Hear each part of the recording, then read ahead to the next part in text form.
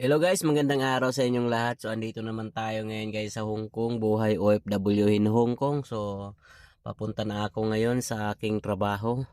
Yung trabaho ko ay nandito sa bundok. Andito yung pera sa bundok guys. Sa ibang bansa nasa city yung pera. Pero napili ng mga amo ko dito tumira sa bundok. So dito tayo, maglalakad tayo dito ng around 25 minutes. So, andito na nga tayo guys sa sasakyan natin.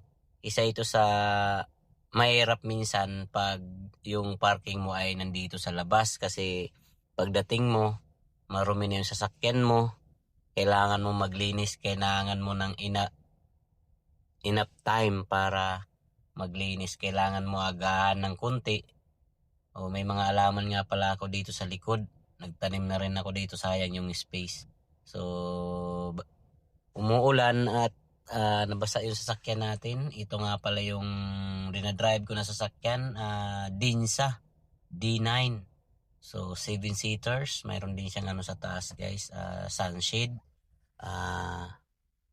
Ang gagawin natin ngayon is sa loob muna yung lilinisan ko kasi umaambon. So, mahalaga malinis yung loob.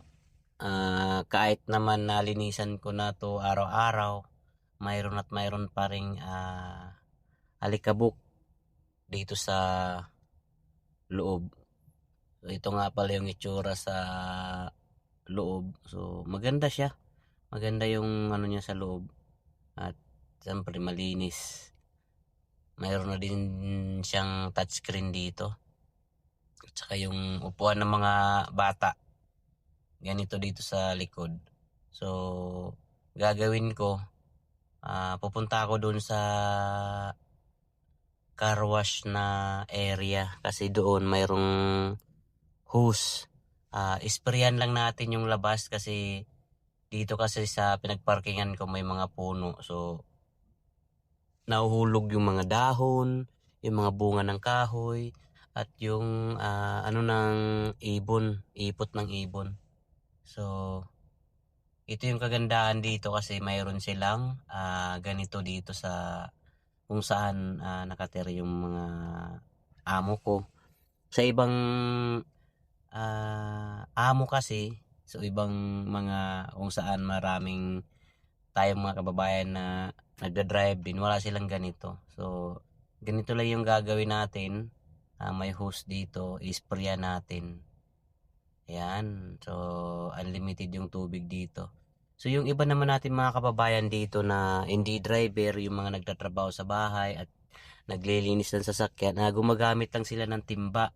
Minsan malalayo pa yung pinagkukuhanan nila ng tubig at nagbubuhat sila ng timba kasi may mga amo talaga na maarte sa paglilinis ng sasakyan.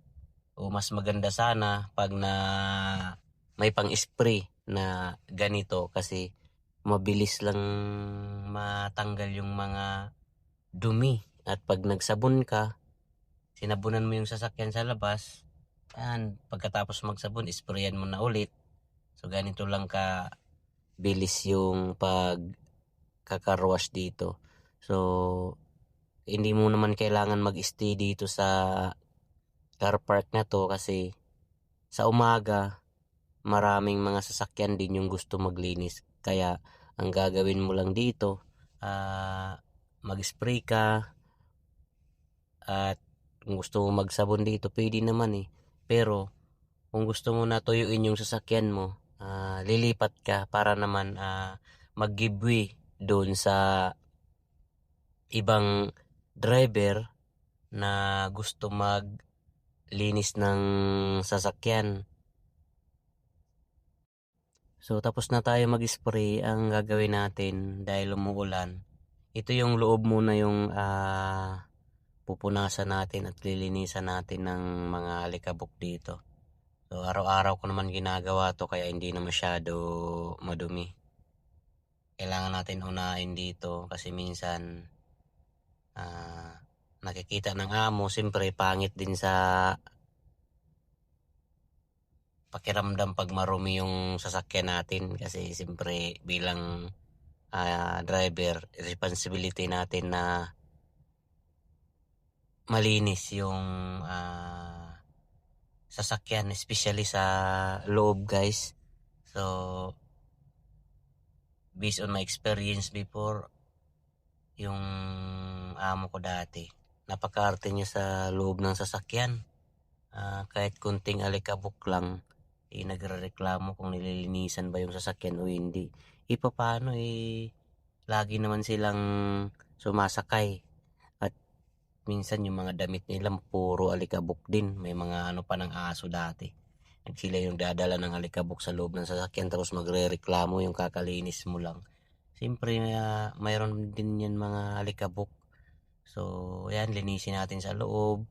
Alam nyo guys, pag mayroong kayong dinadrive na bata, marumi yung loob talaga ng sasakyan, especially yung mga dito na side, yung mga window, kasi inawak-awakan nila yung window kasi at saka nagbabakat yung mga kamay nila, dumidikit yung mga kamay nilang ano dyan sa salamin. So kailangan natin punasan araw-araw para makita naman ng mga amo natin na malinis. Ayan, so linisan natin dito sa loob. Kailangan malinis dito sa loob kasi sa labas hindi tayo pwede dry. Malakas pa yung ulan.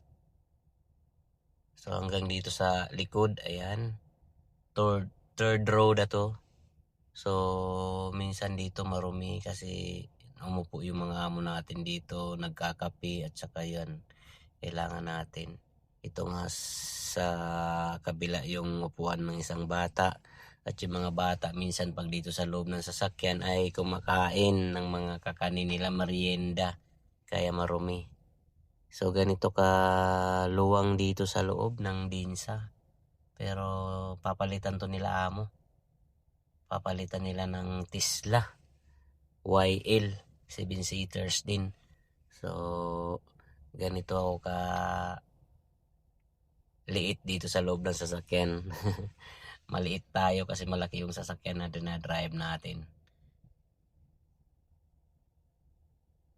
Mag-ano lang tayo dito guys kasi siyempre nag-video ako dito sa loob kasi para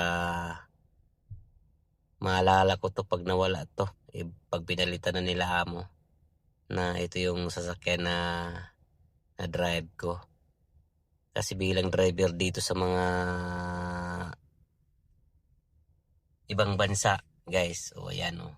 Napakaganda ng mga sasakyan nila dito. Mayroon din akong ano dito. Sunshade. Pwede yan i-open. Mayroon din air ventilation dyan guys na open din yan. Totally, hindi lang yung cover. So, yung ibang sasakyan naman andito na sa loob. So, loob ng building dito. So, kaya pwede mo siya linisan bago ka umuwi sa gabi. Kasi kinabukasan, hindi ka na maglilinis kasi hindi naman masyado marurumihan dito sa loob.